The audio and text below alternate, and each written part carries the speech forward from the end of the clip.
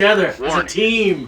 The following podcast is utter nonsense and may cause agoraphobia, kleptomania, insomnia, and oppositional defiance disorder.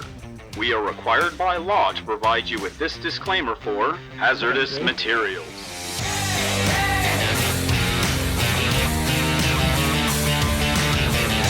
And welcome back to Hazardous Materials, last week's comics this week, wherein we talk about last week's comics this week. And at the very end, we throw in some news from the comic world and the multimedia world, including this week, a very special early takes on Birds of Prey. Although I guess by the time it comes out, they won't be that early. Won't be so early. But they will be timely. Yeah, you saw it last night. Mm-hmm. I saw it before we got here. So we're going to talk about that. So stay tuned for that. Yeah, we'll try to avoid spoilers, but we get really excited. We just might start talking about the ending.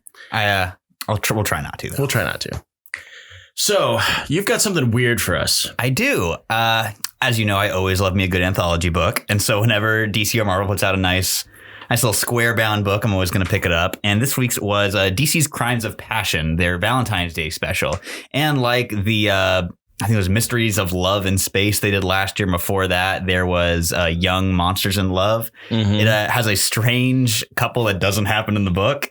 So Young Monsters in Love had Swamp Thing shacking up with the Bride of Frankenstein.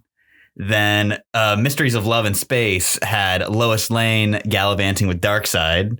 And this one has Nightwing and Catwoman telling Batman, "Aren't you a detective? We're in love." Yeah, this kind of felt, at least in the cover, and I kind of skimmed through this because this isn't exactly my thing. Casey doesn't like to read, so yeah, I hate reading.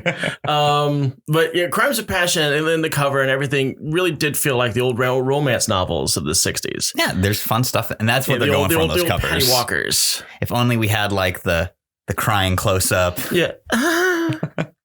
But there's some really great stories in here.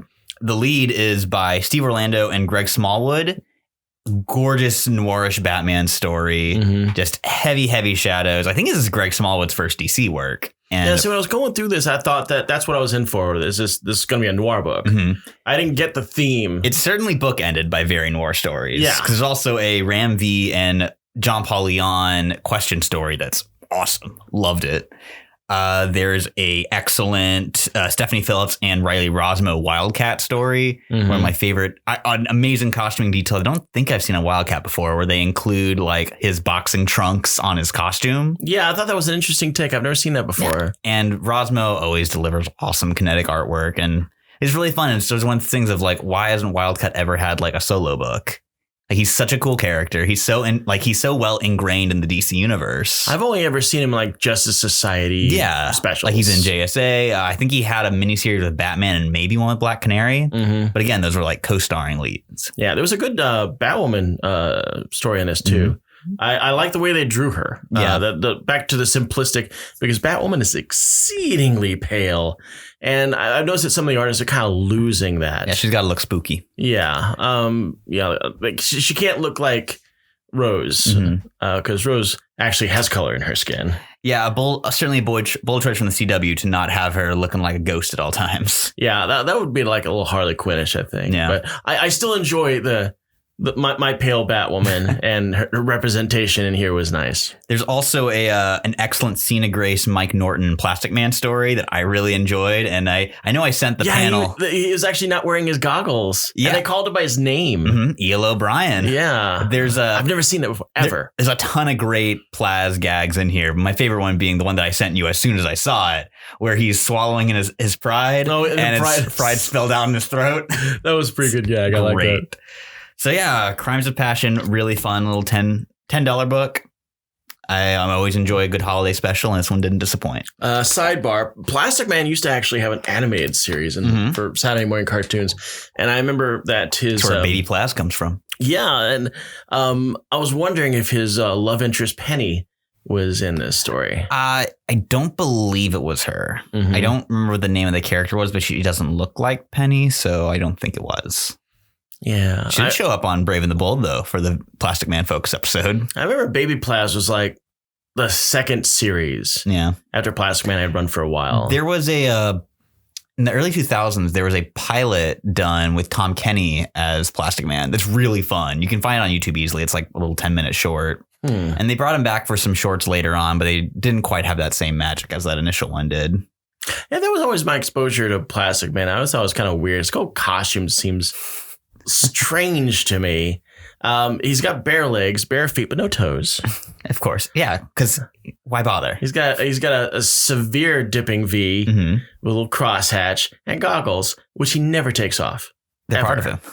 Yeah, I was wondering about that. Well, like, his whole costume is like part of him. But yeah. If you go back and read some of those old Jack Cole police comics back from the Golden Age, they hold up amazingly well. Really? Like of all the Golden Age stuff I've read, it's the most like still entertaining on its own merits. Like it's super, super ahead of its time. Like it feels like stuff from the 60s and it's produced like in the 40s. Do you remember the name of his old sidekick? Wally? Is it Wooly? It's Woozy Winks. Woozy Winks, right? Woozy Winks. All his green outfits and his little straw hat. I was about to say Doiby Dickles was like, no, that's Alan Scott's annoying sidekick. Yeah, so he had a surprising amount of life in him for a character that clearly looks like it was made in the 50s. Yeah, and they keep his look complete with the little Otis hat and all. Everything is on that. So yeah, there's our little tangent for that. Crimes of Passion, interesting book, bit thick. So I kind of cherry picked what I read. But you also decided to pull this crazy Martian Manhunter out. But you had a reason. I do, because it's number 12, the final issue. Steve Orlando and Riley Rossmo have done a great 12-issue miniseries with John Jones. And it's awesome. Pick it up. They're coming out with a trade in a couple months. It's only like $25 for all 12 issues. Highly, highly, highly recommend it. Seems like the art is highly stylized. Oh, yeah. That's Riley Rossmo who did that Wildcat story in Crimes of Passion. And they do some wild stuff with Manhunter in this series. Really? Like, I think we have talked about a couple issues of it on the show before. I don't think maybe number 1, but in like 3 or 4, there's a scene of what it looks like when Martians have sex. I think we did discuss that. Nuts. Just wild stuff. If you like weird, inventive sci-fi horror comics, highly recommend that Martian Manhunter run. Just nice 12 issues, self-contained. Sci-fi horror. Who would ever have thought that Martian Manhunter would have that title on him? Okay, so moving on into, I guess, the Marvel aspect of it. We want to do, hell with it. Let's just do Darth Vader. All right. I love me some Darth Vader. So this is the new Darth Vader number 1, our third one under Marvel's tenure, with Greg Pak writing and Raffaele Ienco on art, I'm not familiar with them as an artist, but I really dug their work here. And it seems like they're going on the same trend that they've been going on in other books recently, which is continuing after Empire. I know that previous Darth Vaders were continuing after Star Wars, so I'm starting to notice kind of a pattern here. Yeah. Like the first series took place after episode 4. The last series took place after episode 3. This one takes place after episode 5. Kind of jumping around there a bit. Yeah, a little bit, but we get great stuff out of it. Yeah, I really enjoyed this, actually, from what I managed to skim on it. I've always liked all the Darth Vaders at Marvel. I mean, I put it on my top 10. Yeah, they consistently kill it, and this one is no exception. The kind of hook of this series is Vader is now hunting down everyone after Luke has rejected his offer to rule the galaxy by his side. He is hunting down everyone who made the boy weak. So he's going back and digging through Luke's past and just going on a killing spree. That's a shit show. You get some CSI Vader where he goes to the Lars family ranch, and throughout he has these flashbacks that are tinged in red doing like movie scenes. And the way they play them out throughout this book is amazing. Like it really hits you in the gut when he like flashes back to being a kid with Shmi, of seeing like when he first meets Owen and Beru, or when like he's losing Padme. The best sequence of the book, though, this was my personal favorite, is where he's remembering Luke falling down, and then the next panel it's Shmi instead falling, and then the last one is Padme. I thought He's got a lot of crisis in his life. I thought it was a really good haunting page. It gives you good introspection to Vader as a character. It is interesting to see it through his viewpoint, and it didn't even occur to me what Vader would actually do when he's presented with the facts and he's rejected by his son. Mm-hmm. I mean, would he pursue his son and be angry about it? He wasn't, and that didn't happen. Someone broke my son. And it's obviously not his fault. So it's time to blame everybody else. Great parenting. A+. So let's completely screw over everybody that might possibly. And that would have been a great hook if like Vader actually went and visited Yoda or something like that. Oh, I really hope we get to see that action now that you said it. Damn. That would have been really cool. Especially because Yoda would have kept that stuff to himself. Mm-hmm. And at the same time, held his own. Yeah, I know it's a little bit of a bending on the whole meta thing, but I want to see that. Let's get some more Kermit the Frog fights. You know, say what you want about Yoda. I mean, the guy is small. He's got to whip that sucker out somehow and fight somehow. Because, I mean, they all built him up as being this lightsaber user. And when he finally whips it out, I mean, he's a little guy. He's got to do what he's got to do. Are we still doing phrasing? Whipping out? It was nice and little green. All right. Vader, another great start. Excited to see where this Darth epic goes. I can't say that I'm exactly as jazzed about the art as I was as the other two. I think the thing I've said how disappointed I was in Salvador Larroca drawing so much of the first series. I really like that, though. I didn't care for it. I think I like about Ienco's art is the characters are still recognizable, but it doesn't just look like he's tracing screen caps, which I think is apparently for a lot of these Star Wars books, a very tough needle to thread. Well, I mean, there's a certain recognizability that has to go in when you're dealing with, obviously, I can't say licensed books because, I mean, they own it. Yeah. They own the license. They don't have to do anything. But like the cover of this book isn't exactly thrilling. Well, I mean, that's not their work, though. That's In-Hyuk Lee's doing the cover.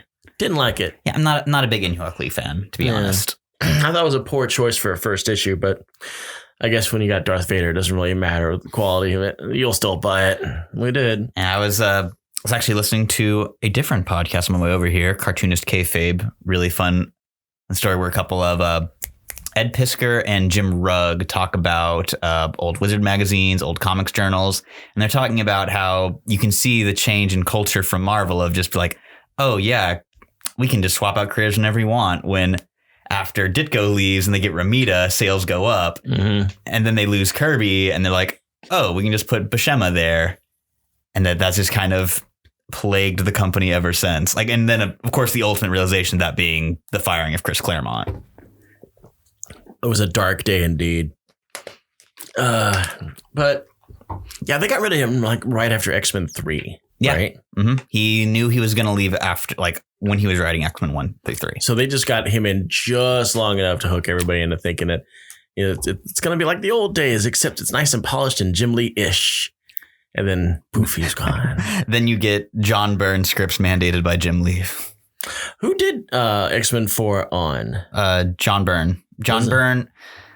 So that's actually a complicated story in of its own right. So John Byrne has scripted credits for, I think, X-Men 4 through like 7, maybe 4 through 6.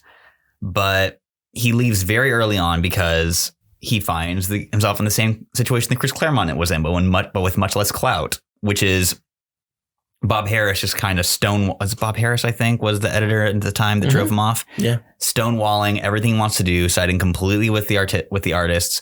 Artists changing things on the fly. I remember that. And I remember actively being angry during that time that the artist had way too much clout. Yes. That was the big thing. Yeah. And I remember I was reading Wizard. Yeah. Wow. Remember Wizard? When they were actually talking about how much power that the artist could influence over a title. Yeah. And that's the reason why some titles would just go south is because, well, for them, the art was making the money. Yeah. And it was true. In the 90s, everybody pretty much followed whatever pretty bit of a page that they were looking on. They really didn't pay too much attention to the writing. I mean, I was a kid around that time, and I completely ignored the writers, except for, what was his name? Ron Mars, that guy that made Kyle? Yes. I hated him. Yeah. Fool. I'm a Hal fan. He got rid of Hal and he dogged Hal constantly in all his editorials. Didn't care for the man. I I don't care much for Hal Jordan. I'm sorry he gave Hal Jordan his first interesting character moment in the then 30 years of existence. That wasn't the problem I was talking about. Interesting character moments are great. I'm all about the whole Parallax story. I was all about it. But the fact that it almost seemed like he hated the character and he pledged that he would never bring him back. See, I would do that too if I had to deal with Hal's Emerald Attack Team. Do you remember Hal's Emerald Attack Team? Heat. It was a group of very angry fans in the before Twitter days who would just inundate DC with angry fan mail and talking about how they'll never buy Green Lantern again and how they'll keep sending letters until Hal Jordan comes back. So if I had to deal with that crap in a pre-internet day, especially, can you imagine what happened now? Oh my God, 100%. Yeah. Like, because he came on to Green Lantern not being a particularly big Green Lantern fan. Like, it was just a job. They basically just like, hey, new guy, throw you to the wolves to replace Hal Jordan. Oh, hey, yeah. But he wasn't the one that actually wrote Emerald Twilight, was he? Yeah, he did. He did? 48's his first issue. So again, they just needed a guy to throw into the wood chipper for fans, and then he wound up sticking around with the book. I have to admit, I was not reading Green Lantern with any level of regularity until Emerald Twilight. It's a great story. And then I was like completely confused. I was like, why is Sinestro here? And why does he seem to have so much? Yeah. Why does he have seen subject? Oh, now he's dead. Well, let's reel back that tangent. Wow. Yeah, we got real off course there. So what we got left here is yet another reboot of Ant-Man. Really liked this one. It's really fun. I really liked it. Looks like they reimagined his daughter's Stature into a new persona. Stinger's been actually predates Stature. Really? Stinger is from the MC2 universe, like the Spider-Girl stuff. Well, yeah, I knew about that. I knew that she was an MC2, but I didn't know that she had any level of 616 activity. Yeah, in Nick Spencer's Ant-Man from about like 3 or 4 years ago at this point. The kind of the ending of that is her becoming Stinger. Oh, I totally missed that. But they use the classic costume, which I'm not a big fan of, but I love this new rendition of it. I really like how it's just a palette swap of Scott's Ant-Man costume and looks really cool. I don't know. Maybe it's because Stature always seemed to be like huge most of the time when they'd use her, but she just seems a little smaller than I remember her. Yeah, she also got de-aged a bit after her resurrection, which is disappointing, but is what it is. How did they resurrect her? Way back in Axis, Dr. Doom, when he is all inverted and being a good guy, is like, the worst thing I have done was kill a child, and so I will undo it. He killed Stature? Yeah, in Children's Crusade. Oh, that's right. I remember that. And so Young Avengers came back just long enough for that storyline and disappeared again. And so inverted Victor Von Doom to make things all right, resurrects Cassie, and she's a bit younger than when she died. So, all right, well, I think she's like 13 or 14. Well, she wasn't super old when she died either. She was like 19. Oh man, they age her up that quick? Because in Young Avengers, when it starts, she's the youngest one. She's like 13 or 14. I remember her being like a legal adult during the initiative. So she's probably like, let's say 17 or 18. Because that even by Marvel sliding timeline, yeah, she is 18. A teen. And now she's younger. She's like 14, maybe 15. Okay. But yeah, really fun little story. Zeb Wells and Dylan Burnett working on it. AIM is there. We got bees. Yeah, of course we got it. And I'm thoroughly thrilled by the fact that Ant-Man is squatting in an anthill. Yes. Because he can't get a place. That was so good. And he's still got a landlord. I love the bit where he and Cassie are in an argument during a fight when he's all giant man and holding an AIM guy. And he goes, can you please stop talking with your hands? I'm getting kind of nauseous. Oh, yeah. Hey, sorry. And the book ends with, has kind of like a little double ending thing going where at first it's like, Swarm's the one controlling the bees. Duh. Yeah. And because we hate Nazis, we assume immediately that Swarm is the bad guy. But of course, Swarm is actually fighting a bigger threat. More bug people. Yeah, there's some nasty bug people here. And the entire time that he's Ant-Man's trying to reclaim these bees, because even the bees don't like Swarm. Yeah. Bees think Swarm sucks. He is a Nazi that forcibly controls bees. Yeah, so he's like, no, I need those bees. I'm like, whatever, you're a villain. A skeleton with a purple cloak.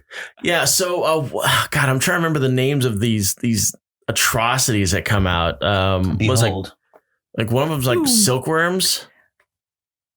Magic School. Oh, yeah. And we also Vespa, the Spectre of Hornets, Thread, the Silkworm Ghoul, and Tusk, the Rhino Beetle Hulk. That's nasty. It's great. They look real gnarly, too.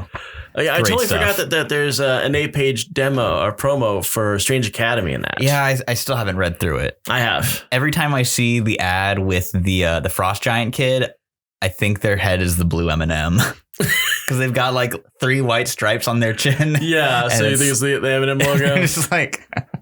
Yeah, so apparently in the thing, they actually do call it the Strange Academy, and like Brother Voodoo is kind of running it. And he's got like Damien Hellstrom, Magic, God, what is some of the Scarlet Witch? And I don't think that Wiccan was involved in this, although I did see him in a sim frames. I don't think he's a student teacher or anything like that. I'm sure we'll talk about it when it comes out. Yeah. And there's like, well, all this stuff, why don't we get Doctor Strange?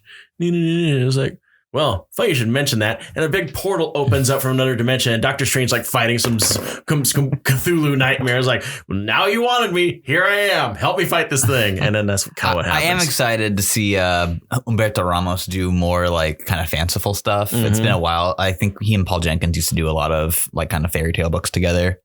And also, I'm very excited for that Kid Dormammu. Yeah.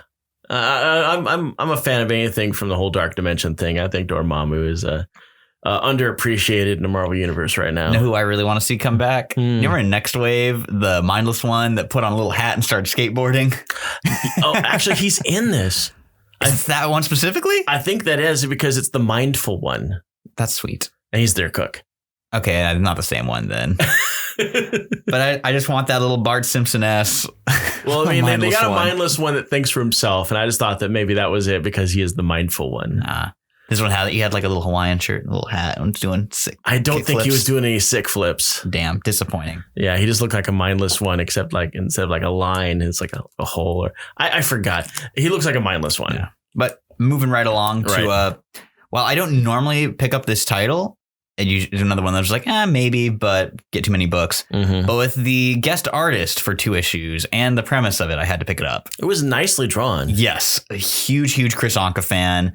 And of course, referring to Black Cat number 9, which has Felicia Hardy head to Madripoor to team up with old Patch. Yeah, apparently she has no clue who Patch is. And she's talking to all these people and they're like, I don't know who that is. And then one person knows, he goes, you don't know, do you?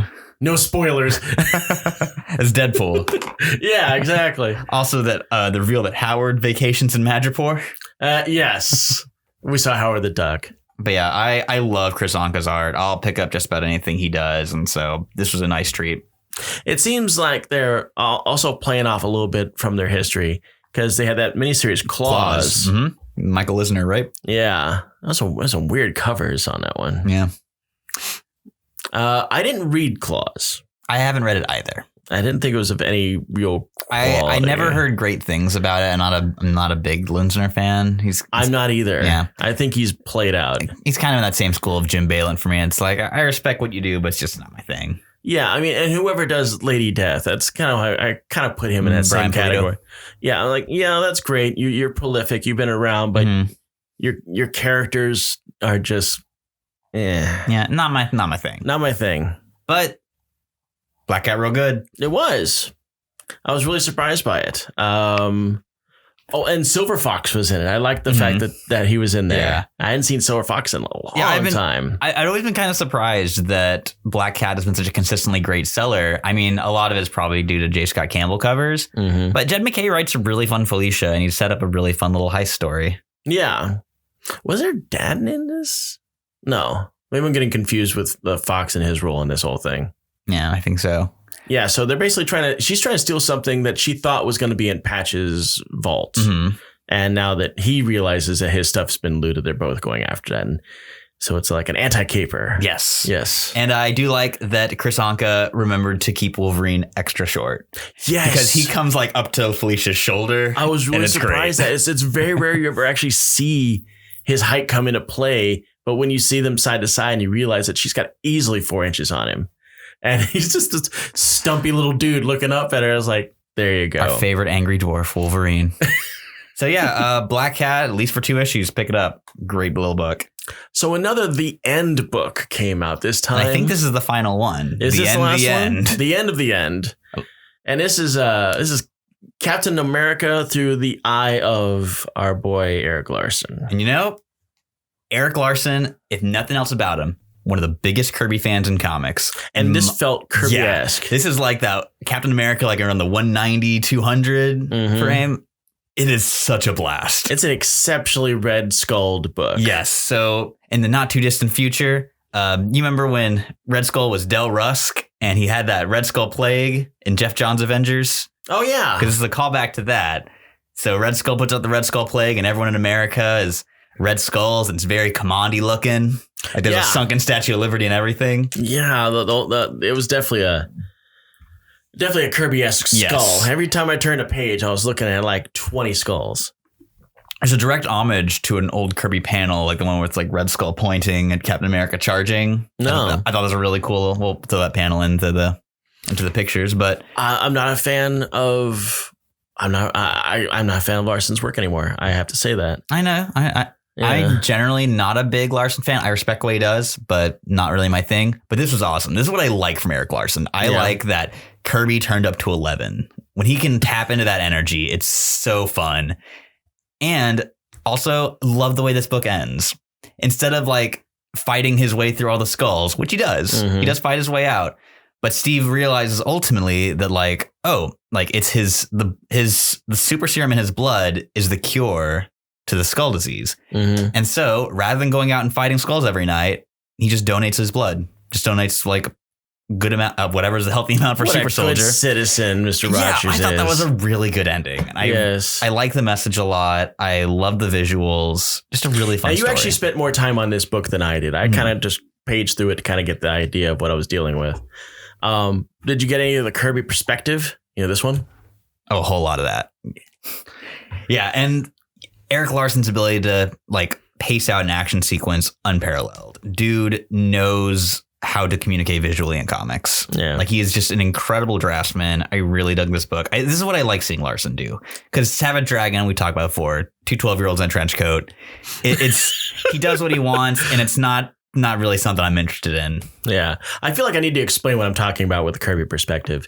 Kirby very fancily used to do perspectives from foreground to midground, starting with somebody's hand. So that a hand would be in the foreground, dominating the image, and then progressively back, he would be a scaled body. So you had the hand, the point. See this part of those nice square hands, exactly. Little square fingers doing this bit. I'll just right in your face. He always wanted to go for. I guess he was going for the 3D look back before there was 3D. Kirby invented the third dimension. He did. He really did. There was a lot of things. No, I'm not a Kirby fan, and that's only because Kirby's style doesn't fit with what I like. But I'm not ignorant enough to say that he didn't invent a lot of things that influence comics for to today. Whether it be, that kind of odd perspective, not limiting themselves to the framework, and of course, Kirby dots. And speaking of inventing, there is one actually pretty major goof, but Marvel was quick to address it. In the final page, and its creator credits for Captain America, it credits Stan Lee and Jack Kirby instead of... I gave them the wrong creators. Yeah, Joe Simon and Jack Kirby. I actually managed to talk to one of the creators. Joe Simon? Is it Joe Simon? And what's the name of the other one? Joe Simon and Jack Kirby? For that created Captain America? Yeah. Okay. I spoke to Joe Simon in his last years. I used to work for a bank a long time ago, and it just happened to be the bank that Joe Simon used. Oh, it's super cool. So he called up, and this was like before when they were still talking about the Captain America movie, and they weren't really sure what was going to happen. This is before the Marvel Universe really started ramping up, but it was really cool to flat out talk to him about of course, he said, "Oh yeah, I created Captain America." I'm like, "Yeah, whatever." Oh yeah, it is you. It's like clearly in his 90s because he got all this information. And so I was talking about the drawing style he used, and he was like, "Oh yeah, they're gonna make a movie. It's gonna be really cool, and they're gonna use the old school." And he's still loving his creation, and it was I feel fortunate that I got a chance to interact with him before he died. I'm super jealous. That is awesome. And moving right along. Oh, hey, would you look at the time? What do you know? X time. It is time for some X titles. So, Marauders. Guest artist Stefano Caselli draws the story of Callisto becoming the new White Knight. Yeah, we got almost a harken back to her history. A lot of people forget that Callisto was an exceedingly beautiful model before she got marked up and decided to self-exile herself. But you know what else this book does not do? Tell us anything about what happened to Cape Pride. Yeah, I was surprised by that, but I kind of dig the suspense building. Yeah. Although I swear to God, if they killed Lockheed. Oh, yeah. Places will burn. There will be riots in the street. I really like that they talk about what happened with the Morlocks, how a lot of them, they just got like a little area in, what was it, New Mexico or Arizona? It was Arizona. Yeah. It's all super plush. And I love the how one of the info pages is like a Nextdoor kind of app where it's just all the people complaining about the Morlocks. I like the fact that whoever keeps leaving these Halloween masks around. This is not very funny. I like the fact that Mask, who is one of the most Morlockish of the Morlocks, always, you didn't even know what sex they were because he always concealed himself in robes, and he was just a hideous dude. Turns out he's just a really old dude, and he's really ugly. But now, there he is out in playing golf, shooting around, and living the life that they always mocked. And all he wants to do is bitch about it. Indeed. It's like, why do I love this sport so much? And getting back to Callisto, I loved her interaction with Emma and with my boy Jumbo Carnation. Yes, Jumbo Carnation. I didn't really know much about this character. I thought, oh wow, Forearm really kind of outed himself. Guess he's like that. But this is not Forearm. This is yet another four-armed mutant. But this is the one that died very early. Yes, way back in Grant Morrison's New X-Men. He is essentially a martyr that radicalizes Quentin Quire. He was a mutant fashion designer that was pretty well accepted by the humans, but someone still shot him in the streets. But he's back. He's back, and he's fabulous. His first line of dialogue ever. Yes. He's never spoken before. And my God, he's great. He designs Callisto this badass white long coat that she immediately slices the sleeves off of. And he's like, oh my God, it's even better than I could have. He has a bit where it's like, I would be ashamed to take credit for this innovation. He's decidedly over fabulous. He's so good. I loved the take on him. And his design, loved it. So good. And they've been building up to him for a while in Dawn of X stuff. Like in the Sinister Secrets way back in Hawks and Box, there's a line about him. Emma mentions him in an earlier issue of Marauders. But it's cool seeing a character that's just been essentially a prop before, now being an actual character. And this is what I really like about and of course we've sang the praises of the new X titles. But one of the things I am enjoying is the fact they're able to take small characters like that would not normally be able to subsist in a normal mutant world just because of the way that they're dealt with, but they're allowed to flourish and a flower. Yeah, I mean, replacing roles that normally you would see in humans in society. Yeah. Now they're dominated. Christian Frost getting a ton of really good play as well. Yeah, what's Christian Frost's name going to be? We don't know. No. But he's Smooching Iceman. He's Smooching Iceman. It's all good. One last thing on Marauders. Yeah. I loved Bishop's line where it was, the laws of Krakoa say kill no man. Doesn't say nothing about fucking him up. I was like, you didn't think just because it's a Krakoan gateway that I'm not going to kick it in every time I walk in. So what happens is Bishop is walking into an area that is a little bit tense. And it's got guys basically just waiting for anybody that's going to walk in there and going to gank him. So instead, all you see is his arm come in with a grenade and just kind of drop it.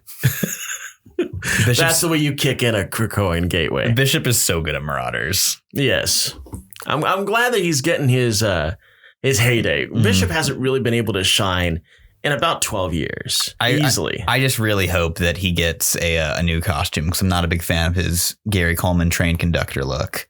You mean with the scarf and everything? Yeah. It harkens back to his old days. Yeah, it's a bad costume. It was a bad costume then. It's a bad costume now. No, okay. It wasn't exactly Will Spertasio's best work.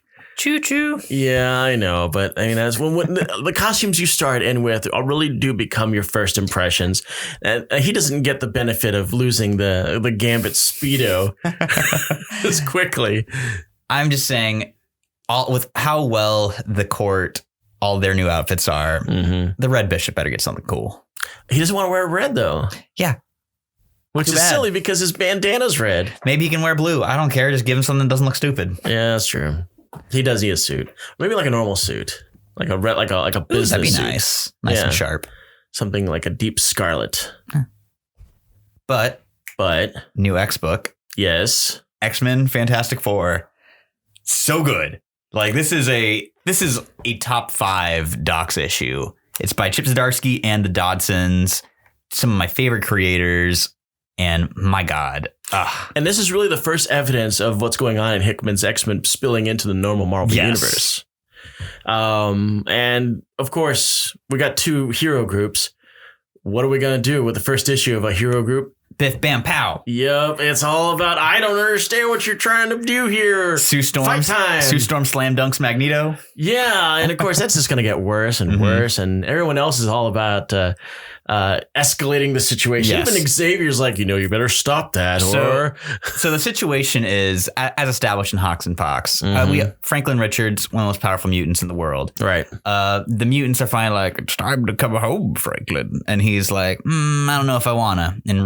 So Franklin also, meanwhile, in the pages of Fantastic Four, Franklin has been steadily losing his powers. The more he uses his phenomenal cosmic power, the more it drains away like a battery until he'll eventually be a flat scan. Yeah, so basically Reed Richards has this theory, and not just about mutants, but basically just about superpowers in general, that it's all he went God particle with this idea. He came up with the God power, and it's like all powers are fueled by this.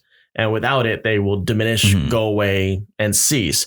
And that seems what's fueling the Fantastic Four's powers. But for some reason, in their adventure that has aged Franklin Richards a good 10 years, he's been cut off from the God power. And now he's just basically a gas tank just emptying himself out. So good old Charlie X and Eric Leshner show up to pick him up to take him to Krakoa. And of course, Reed and Sue don't take kindly to that. And there's a really far back throwback to the old X-Men Fantastic Four from like 1992, wherein actually, you know what, even older than that, because this is during the time when Kate Pryde is still intangible because of what happened during the Mutant Massacre. Yes. And Franklin Richards goes to console her as she's in her tube, trying to keep herself together. Mutant Massacre really left its scars in the Marvel Universe. Indeed, it did. It's one of my favorite storylines. One of my all-time favorite storylines. I'm more of a Fall of the Mutants guy, but that's real good too. No, you're more of an Inferno kind of guy. Inferno's my favorite, but Fall of the Mutants is also really good. Was really good. That whole Siege Perilous, everything in the Australian Outback, that was really good. Australian era is my favorite era of X-Men. Yeah, it's weird. It's inventive. You got Silvestri. You got Lee's first work. It seemed it was losing. Oh God, I'm going to go on a tangent if I start talking about the Australian Outback. We should do a special. Pump the brakes. Pump the brakes. Back on X-Men. So everything comes to a head with the reveal that Reed Richards has been, after Franklin tries to go through the portal to Krakoa, it doesn't work because Reed has, while he's been researching the loss of Franklin's powers, put dampeners on him that suppress his X gene. He pulled a Charles Xavier. It's pretty messed up. Yeah. I did it for your benefit. I was like, that never works. So he storms off, and there's a really great line from Ben where he's like, Stretch, I'm always trying to convince your kids that you're a good person. You don't make it any easier when you pull crap like this. Yeah, the fact that Franklin Richards is talking to his Uncle Ben about the fact that as smart as his father is, as inventive and creative as he is, he still can't solve the issue going on with his insane power levels and the Thing's deformity. And, Thing's response goes, well, I don't think he does that on purpose. I mean, because he knows if he somehow did do it on purpose, we would never forgive him. Yeah. That's some foreshadowing, I think. It's such a good reminder of how well Zdarsky wrote the Fantastic Four characters when he was doing Marvel 2-in-1 a year or two ago before the FF came back in full. When it was Human Torch and Thing. Yes, that book is excellent. It was so good, and it's nice to have a reminder of it. And so the book ends with the Marauders sailing back to Krakoa. Well, sailing somewhere, but tagging along are Franklin and Valeria Richards. And Valeria, for all intents and purposes, we all figure she's still human. Mm-hmm. Although I have my thoughts on that. Because, I mean, Valeria hasn't hit puberty, so she could pop the whole mutant gene. And it's likely that she will, considering her parentage. And the boat, however, what's their ship? Is it just called the Marauder? It's called the Marauder. The Marauder is stopped by none other than Dun Dun Dun Doc Doom. He's there. Yes. To pick a fight with some mutants. Because that's the way he rolls. He do. So we'll see how this goes with the classic fight and then team up, take out the bigger threat. I'm really curious to see where this book goes. I am too. It's tough to top all the other X books, but this, if it maintains the quality number one, this could turn out to be my favorite. It feels like it's pulling Dr. Doom out of mothballs. Yeah, I'm trying to, he's got his own solo book right now. So it's not like he's not doing anything. Well, he has his own solo book, and it wasn't Irredeemable. It was the Iron Man book he was in. Yeah. Infamous Iron Man, which is good. Yeah. I don't know what really happened with that. I didn't know how it resolved and how he went back to his normal way of looking at the world. Because, I mean, it feels like it's back to the whole, I'm speaking in third person. Do you remember that, the annual from Marvel 2-in-1 that focused on Doom? Mm-mm. That's really good. I highly recommend digging that out. Was that part of what I'm talking about, though? Yeah, it was around the infamous Iron Man time. And it's Ben and Johnny working with Doom, and it's I don't want to get too in depth about it, but it's a really good issue that explores like Doom, his relationship with himself, his relationship with Reed, how like his inner insecurities have held him down. It's really good stuff. I would like an introspective issue on Doom. Well, there you go. It's Marvel 2-in-1 Annual number 1. Huh. I have to reflect on that because I know I was grabbing 2-in-1s like crazy, but I wasn't reading them towards the end. Yeah, it's great series, criminally underrated. So I think that doth conclude our comic coverage. For now, we're going to take a quick break while my producer talks to you about some stuff, and then we'll get him back with a little bit of news.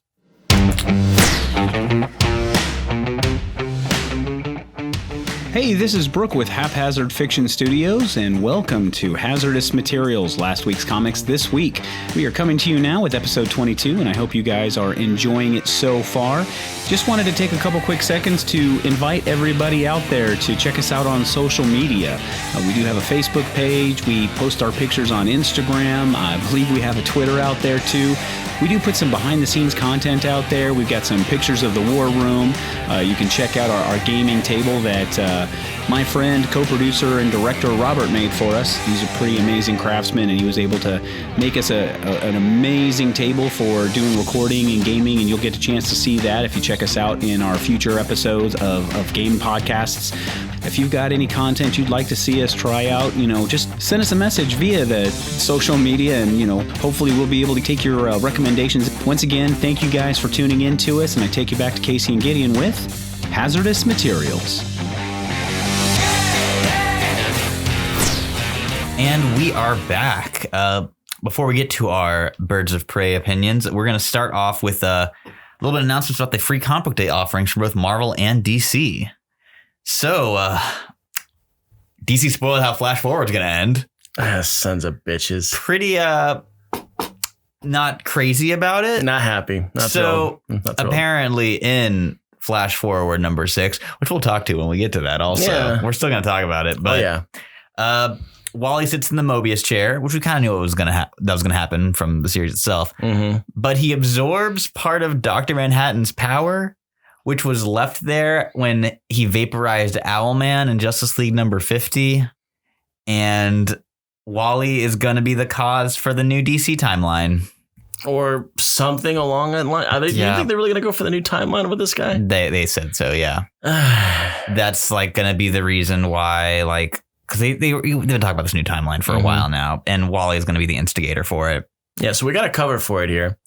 And as you can see on the cover, the different timelines, including New 52, are represented there. I mean, it's a pretty Francis Manapul piece. Mm-hmm. Wally's dressed in blue. But man, can't they just leave our boy alone? Leave Watchmen alone, for Christ's sakes. Yeah, let that drop. Like, I was really hoping Doomsday Clock just be getting out of their system, but no, it's going to stick around and have a major... Scotty Lobs thought we were cool. I thought Flash Forward was a good thing. We had a good thing going there. Now we're making our boy Wally into God and rewriting the time. Now we're not looking forward to issue 6 at all. Yeah, now I'm dreading it. I am. Frankly. I've been waiting for issue 6 because I want to see what's going on with Wally. And now that I know what they're going to do with him, I'm like... Yeah, I'm still going to pick... I think it's a free comic book day issue. I'm not going to say no to a free comic. Of course not. But I'm definitely kind of dreading it. I'm already dreading it, yeah. But on the flip side... Yeah. Marvel's X-Men title has a new story, a lead story from Jonathan Hickman and Pepe Larraz, the creative team for House of X. Right. So already excited for that. But the backup story is going to be written by Tom Taylor, who we know and love from his work on All New Wolverine. Right. So does this mean that Tom Taylor's going to get an X book? Because I'm very into that idea. And I told you that I just felt like Tom Taylor walked into the X office and pointed at the writers of Fallen Angels and go, fuck you. Boo this man. I don't boo Brian Hitch. I really enjoy the guy's work outside of Fallen Angels. This scar will last for a while. Nah, we're just going to collectively forget Fallen Angels.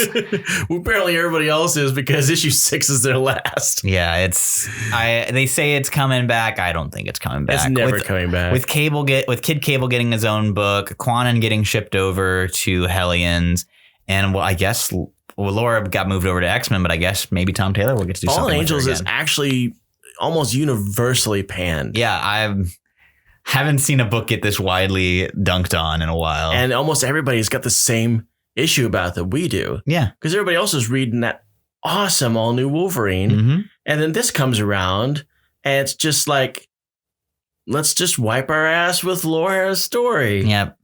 But, I think we harp on that every episode. Because we're that angry about it. Fallen Angels. You know come what? on. Casey, calm down. I got good news. You got good news? Yeah. Sam Raimi's going to direct Doctor Strange 2. Maybe. I'm very excited. I supply my own sound maybe effect. There because it's still a maybe. He's in talks. Yes. But Variety reported on it, so it's pretty good. So sign. It's not a rumor. He is in talks. Yeah. We just don't have an agreement yet. But you know what? I'm optimistic. God, I hope so. I'm optimistic. I was very worried because, as you know, I was very excited to see a more horror take on Doctor Strange, and Scott Derrickson got driven away. Mm-hmm. But Raimi knows how to do that weird horror. Master of the horror comedy. Evil Dead 2, one of my favorite movies of all time. Yeah, and when you talk about multi-dimensional horror, nothing gets on the nose like Tom. That Raimi guy. Well, I didn't get my... almost said Tom Raimi on there. Sam Raimi. Go ahead. I didn't get my Lament Configuration cameo in Doctor Strange that I wanted, but maybe I'll get a Necronomicon cameo in Doctor Strange 2. I bet you that's going to happen. It's gotta. But now the real question is, who will Ted Raimi play? Oh, you know what? I have some thoughts on that. Maybe Umar. I told you my pick earlier, but I got to tell it for everyone. Marvel's #1 chump hero, Dr. Druid. Oh, God, yes. I want to see this. I've never seen a more unloved and unliked Avenger than Dr. Druid. Dr. Druid sucks. And even his teammates hated him. Yeah, because he was a bastard that betrayed everyone. Yeah, I was like, oh, Druid, you're here still. And then, did you ever read Warren Ellis's Druid miniseries? I skimmed through it. This was like a long time ago. Yeah, this was fresh off of his Hellstorm Prince of Lies book. He got a 4-issue. It was supposed to be an ongoing, but then it got canceled when he was writing #3. And he was like, oh, guess I got to wrap everything up. Was this his attempt to kind of redeem Dr. Druid? No, it's the exact opposite. It's leaning into Dr. Druid sucking. So the first issue reveals that, like, after betraying the Avengers and being a piece of shit, Druid is basically just living in his apartment, drugged out of his mind most of the time, has a bunch of just layabout magical groupies, not even magical groupies, like people who want to be magic, hanging out, doing drugs in his apartment. And the Druid gods who power him are like, hey, Anthony Druid, you suck. you're the worst. You're the and worst. So they like tear him apart very graphically. Like trees like grow inside him and just like split him up. And they rebuild him in their image. So he gets like a long flowing full head of hair. And he's like a smarmy Warren Ellis asshole character. And the book ends with Damien Hellstorm being like, hey, all the stuff that happened, this was kind of a test. And you failed. And you suck. And you're going to go to hell forever. And so the last shot of Dr. Druid and they've never brought him back from the dead after this. He's still dead. And it has the caption, his body was later found burned to a crisp in a dumpster. And the last page is just his charred remains in a dumpster. And there's never been a more fitting end for a character. So what you're trying to tell me is that Dr. Druid's fate was a dumpster fire. Yes, literally a dumpster fire. God. Yeah, Dr. Druid sucks, and I would love to see a goofy version of him played by Ted Raimi. That's all I want from Doctor Strange 2. You know, I think he actually came up in a Dead Avengers miniseries. Yes.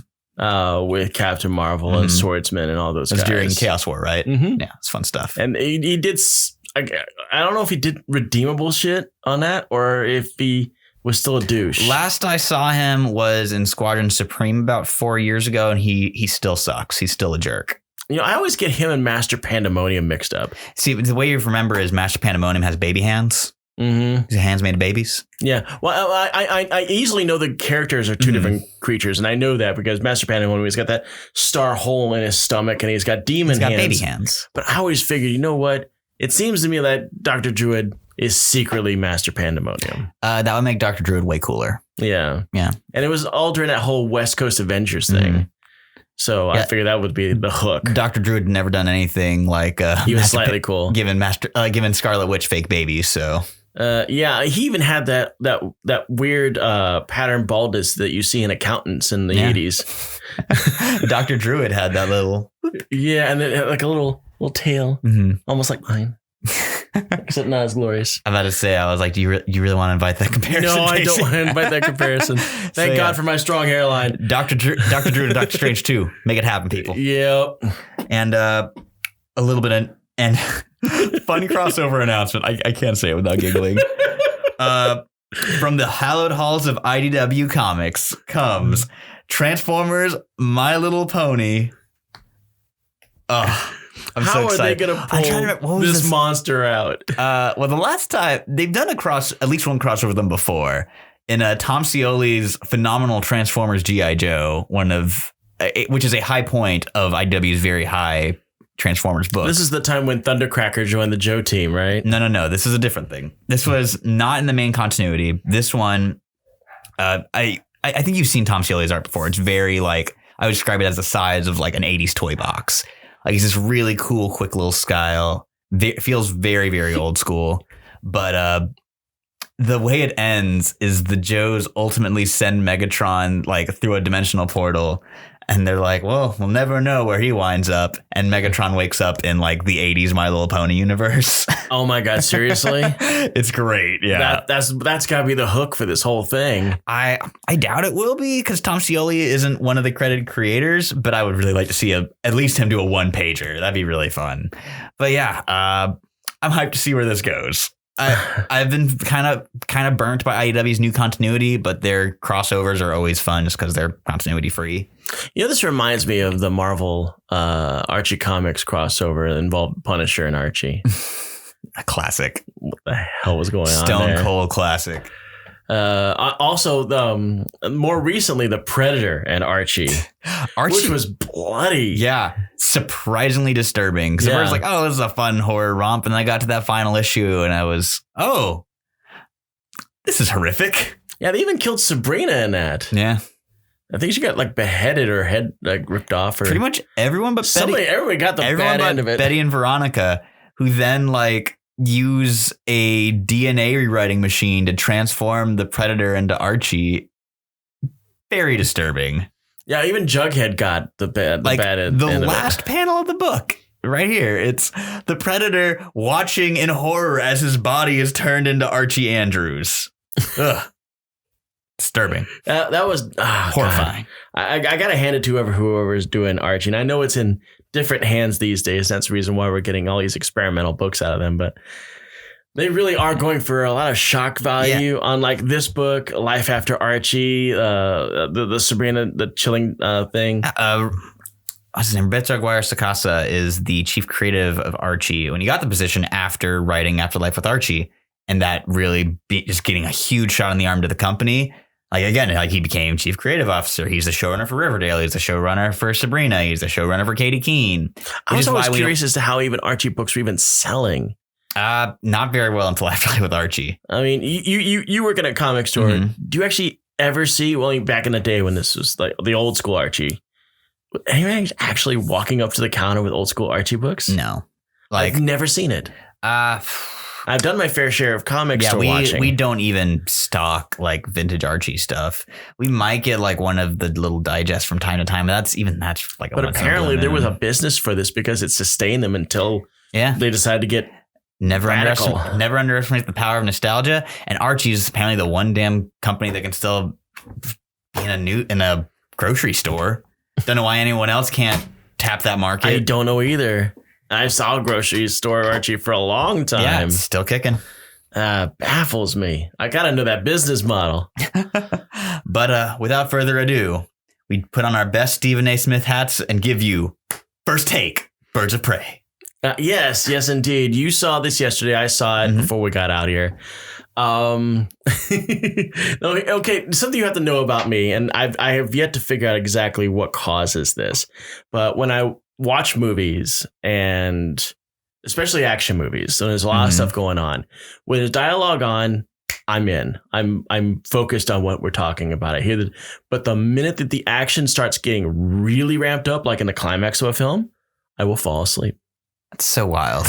Almost every single time.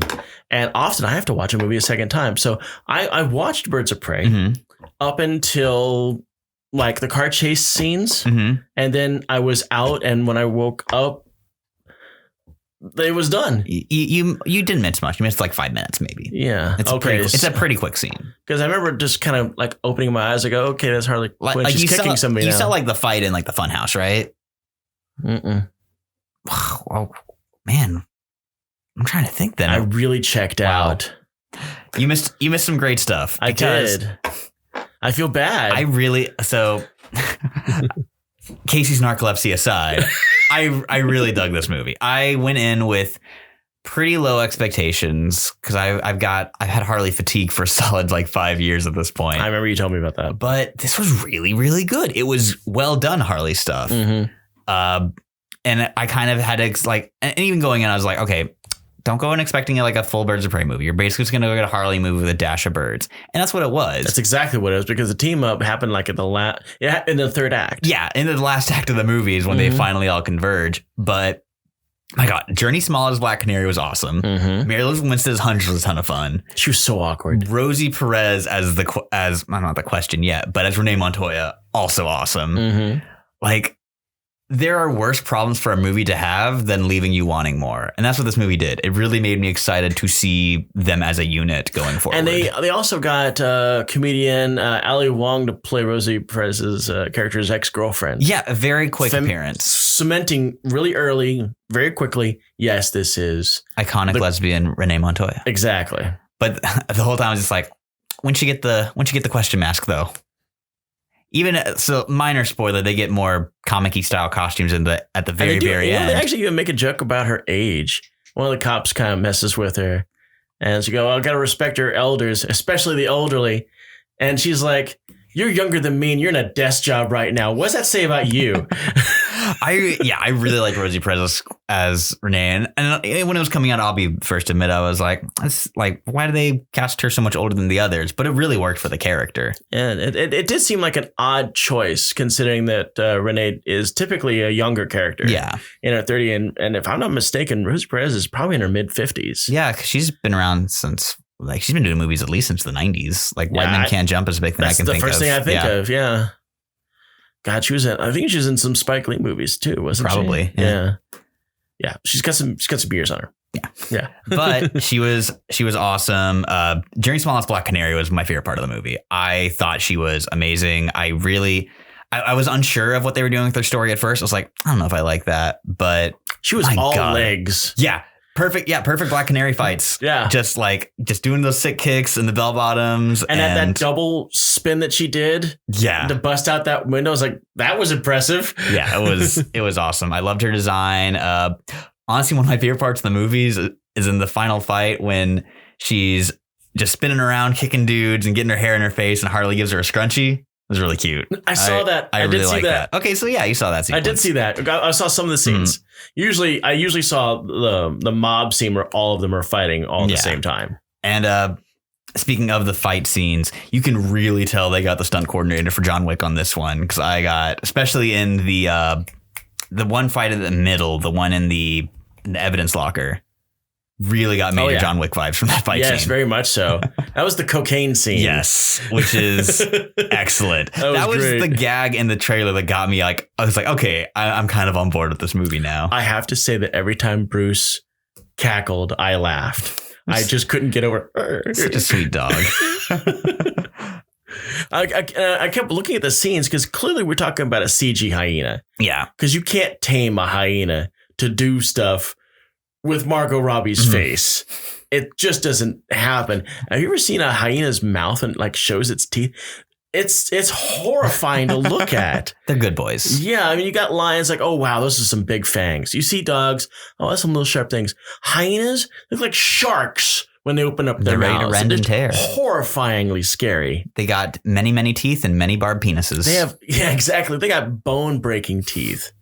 So yeah, I wouldn't think that they're going to use a real hyena. Yeah. I was talking to some friends at work, and they were like, I wanted to see Bruce in the fight scenes, and I was like, well, CGI hyenas are expensive. Very expensive. Yeah, and this movie was operating on an $80 million budget. And very lean too. It's a quick hour 50. Yeah. It's actually the shortest of the DCU films. Yeah, but it didn't need a ton of time. I think it does. It's very economical with how it operates and how the flow of the movie goes. Although I don't know if they necessarily needed to do the story non-linearly. I'm not sure it 100% worked, but it was fun. I think that the reason why it was okay to do this story non-linearly, and there is actually a point where, she basically stops the scene and she goes, no, this is not what happened. And you go back and you don't come back for a good 15 to 20 minutes. Yeah, and you're like, oh, that's right. She was here. I do like how things loop around. That is pretty well done. And I think that really comes from the fact that this movie is a Harley Quinn movie. That's really what this is all about. So her method of thinking affects the narrative almost completely because this movie is almost completely narrated. The animated opening was a ton of fun, and I really love the grievance counter. So there's a running gag in the movie where whenever Harley's about to fight someone or someone is going to attack Harley, they do a little kind of stat counter thing. It's like name the grievance, and it'll be sometimes there'll be name question mark grievances question mark. They do really they get some really good gags in there. I will say this. So Black Mask, a ton of fun. Mm-hmm. My main issue going in of him not wearing the mask, he doesn't really wear the mask much in the movie. No, he doesn't. Not until fix it for the end. But Ewan McGregor is so fun. He is on that coked out bullseye level. Yeah, he's definitely on another stratosphere because his outfits. Yeah, everything was decadent as hell. He's always wearing gloves with his initials on it. Yeah, I of all the amazing looks in the movie, my favorite one is it's near the end. He's wearing I don't know if he had matching pants, but he has a shirt on where the print is just his face. Yes. Dramatically looking off to the side. And I want it. I want that shirt so bad. Well, I remember he was talking to Harley Quinn and he's showing her all of his lovely things. Oh, he was talking to Black Canary and he's showing us, this is my acupuncture statues. You can see all the holes here to practice acupuncture. And she goes, what's this statue? Oh, that's of me. I had that made. Isn't it beautiful? I really loved his vanity. That was very keeping with the character. But one thing that kind of struck me is that a lot of it felt like Penguin stuff. The character felt much more like the Penguin than it felt like Black Mask to me. Between his manic outbursts, him owning a club, that really was kind of putting me in the definitely Penguin mood. But his level of narcissism was not. Penguin's pretty narcissistic, especially his. Well, his obsession with property was also a really big Penguin thing to me. Penguin is confident in his abilities and his wealth, Mhm. but not in his visage. That's true. Yeah, I'll give you that. Yeah. But like because a big theme of the movie is Black Mask like wanting to own people and all And his own possessions. things. Yeah, and that's a very And he Penguin gets thing. really worked up when he's like, but those are my things. That's my thing. Because Yeah. the whole MacGuffin of this whole movie is a diamond Mhm. that Cassandra Cain steals. And he gets it worked up in his mind's eye. That's my diamond. Mhm. That's my stuff. Don't they understand this is my stuff? And he loses his shit. And then Victor Zsasz has to kind of chill him out. And that's Which when you get a the weird take on Victor Zsasz too. yeah, because it's heavily implied that Black Mask and Victor Zsasz are lovers. Yeah, And that's why he's able to bring him down so quickly. which weird choice. It's kind of one of those things of queer coding villains where you're just like, I'm not sure this is the best decision You for think now. they were like doing the whole soup. This is the movie Soup. We need a little bit of gay in this. All right. We got Renuma Montoya already. We need more gay. Let's get some more gay in here. Okay. Now Black Mask is gay. Now we're good. Let's move this on. Well, I mean, I don't know. Like, it just feels reductive instead of constructive.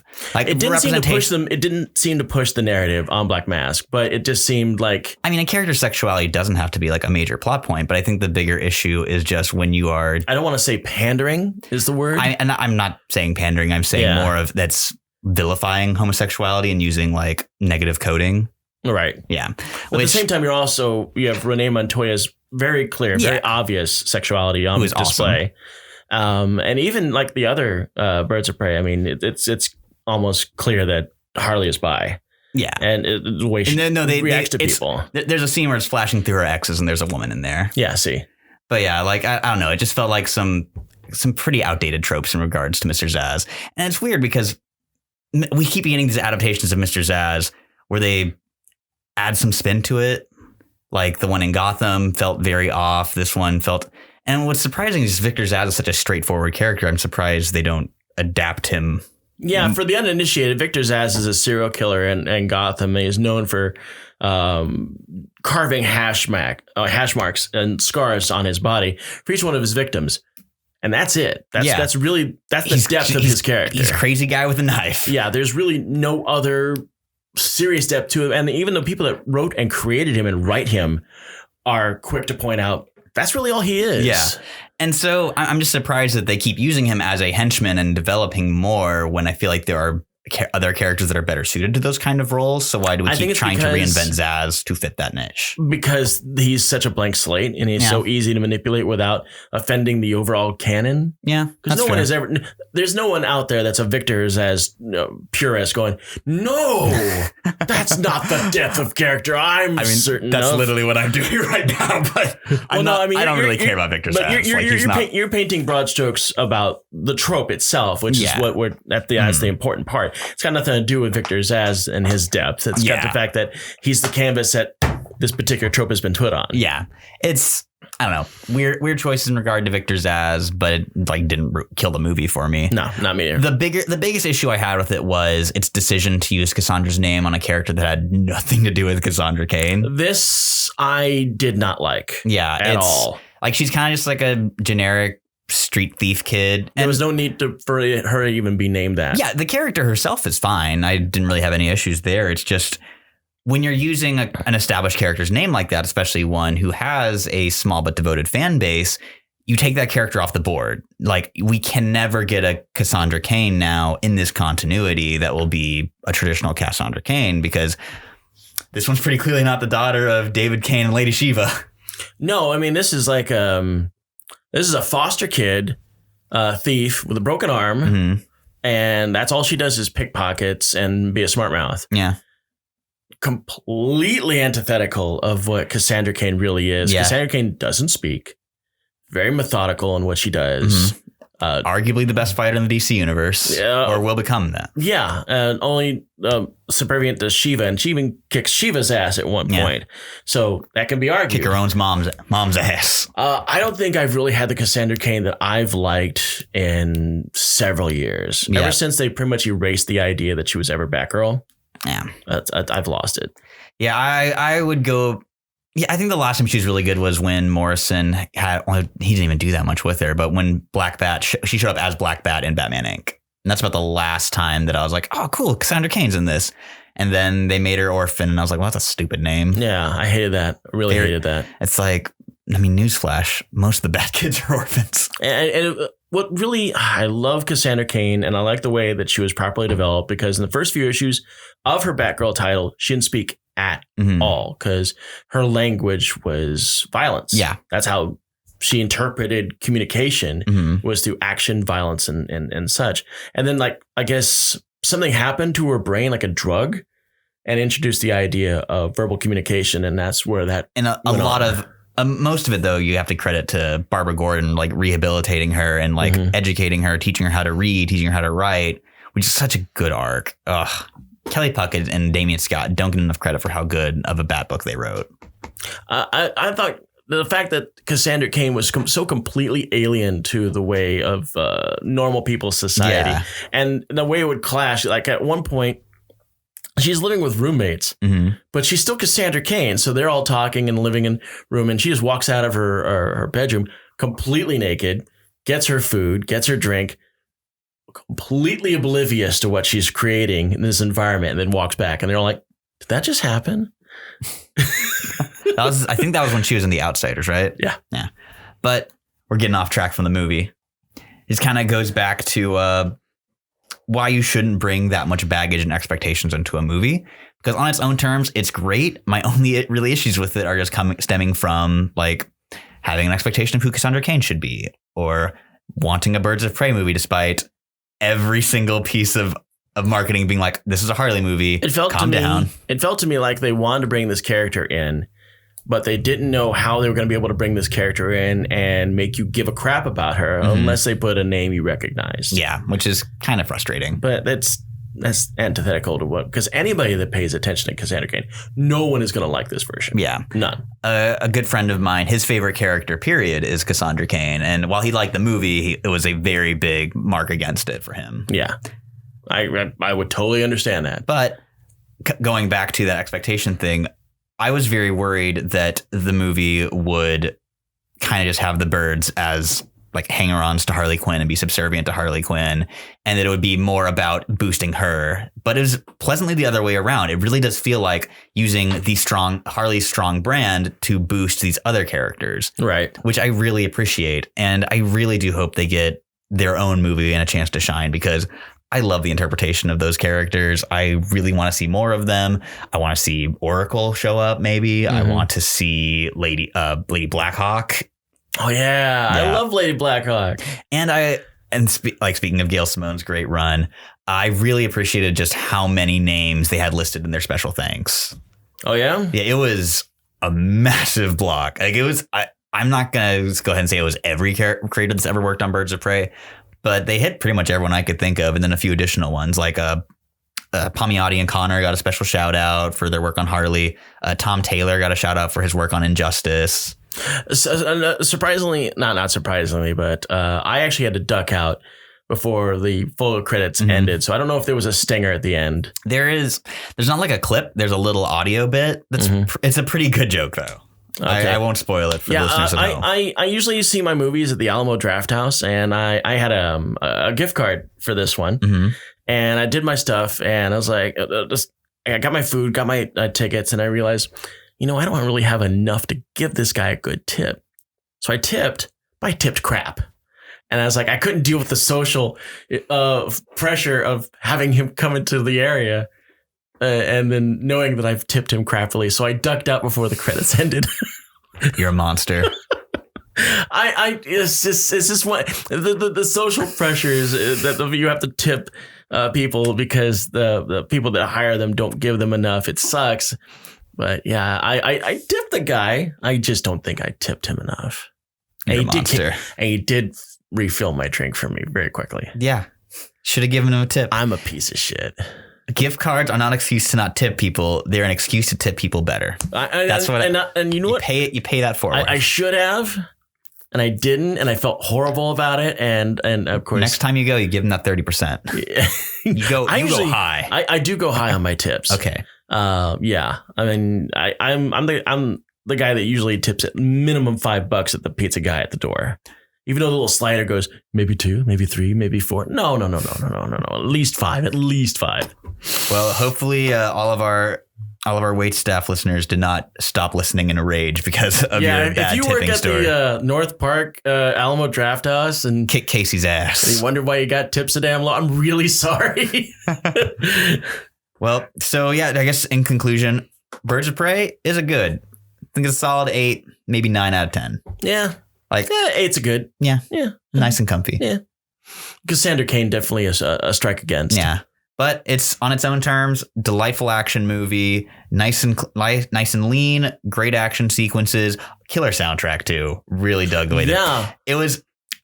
My big takeaway as soon as I finished, like, wow, this is the movie Suicide Squad desperately wanted to be. And a lot of people thought the same way. In fact, Metacritic's got this thing at a mid-80s right now. Pretty damn good. Yeah. It's stylish, it's slick, it's fun. Check it out. Yep. And with that, I think we will see you guys next week. That's definitely us. Of course, all of our stuff down here. We got a Patreon. We're still doing that thing. We got an Instagram account. Mm-hmm. We've got where we post all the pictures that we use in the show. Yeah, I'm trying to do that. I'm a little bit behind. I haven't posted last week's, but I'm definitely going to get on that. What else do we got going on here? Subscribe. Yeah. Do our stuff we record on Friday and we post on Tuesday, which is like the day before comics actually show up. Yeah, we're trying to let you know what you missed out on. But if you forget, hey, when's Tuesday? Get the little bell thing on YouTube, let you know when that happens. Mm-hmm. So give us likes, give us comments, give us that engagement. Review us. Great way to help us out without having to spend any money. Give us those 5 stars on whatever podcast user you use. If people ask for recommendations, honestly, one of the best ways you can support us without having to spend a dime. Yeah, give us likes. Help me validate myself because I clearly can't do it. Case is in it for the likes. I am. Anyway, see ya.